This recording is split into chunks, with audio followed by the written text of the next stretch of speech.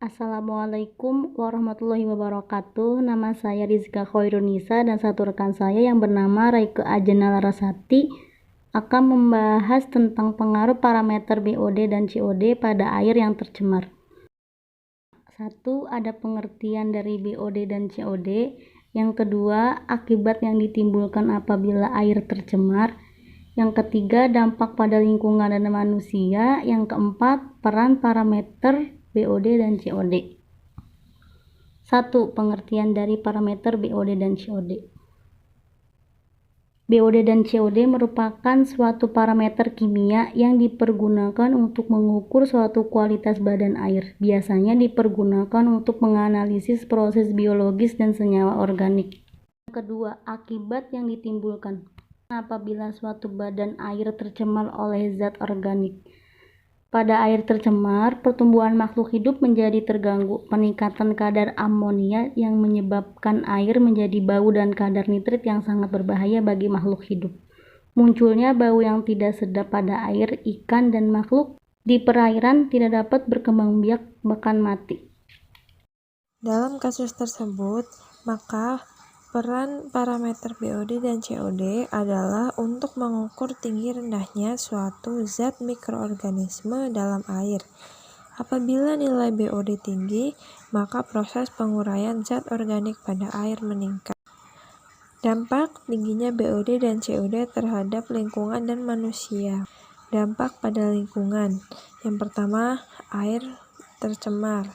Air menjadi berbau tidak sedap dikarenakan tingginya kadar BOD dan COD pada suatu badan air yang menyebabkan peningkatan kadar amonia dan nitrit dan rendahnya DO.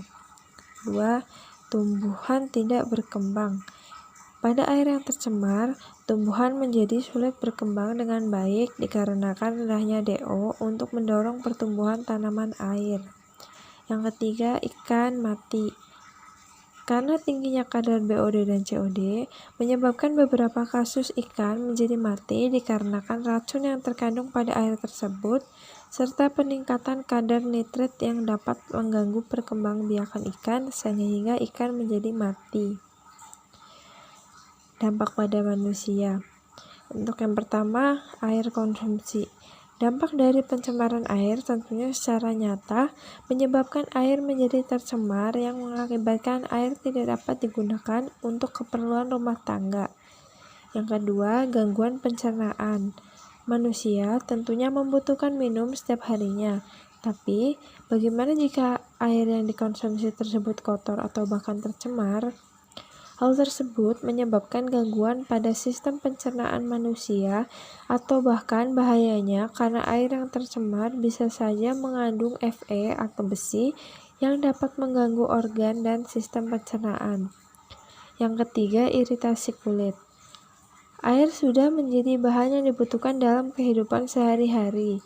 Apabila air yang digunakan itu tercemar, maka dapat menyebabkan masalah kulit seperti iritasi kulit, ruam, gatal, dan kemerahan. Peran parameter BOD dan COD. BOD dan COD merupakan parameter penting untuk menentukan kualitas air limbah dikarenakan BOD dan COD berperan sebagai penduga pencemaran bahan organik dan kaitannya dengan penurunan oksigen terlarut. Sama halnya dengan pH, BOD ini sangat dibutuhkan untuk menentukan kualitas air. Air yang tercemar merupakan salah satu faktor yang menyebabkan permasalahan pada lingkungan, menyebabkan kematian pada makhluk air, bahkan kesehatan manusia. Berikut ini contoh air yang telah tercemar.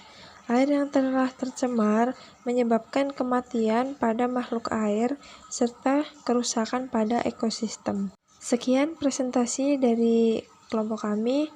Bila ada kurang katanya, kami mohon maaf. Wassalamualaikum warahmatullahi wabarakatuh.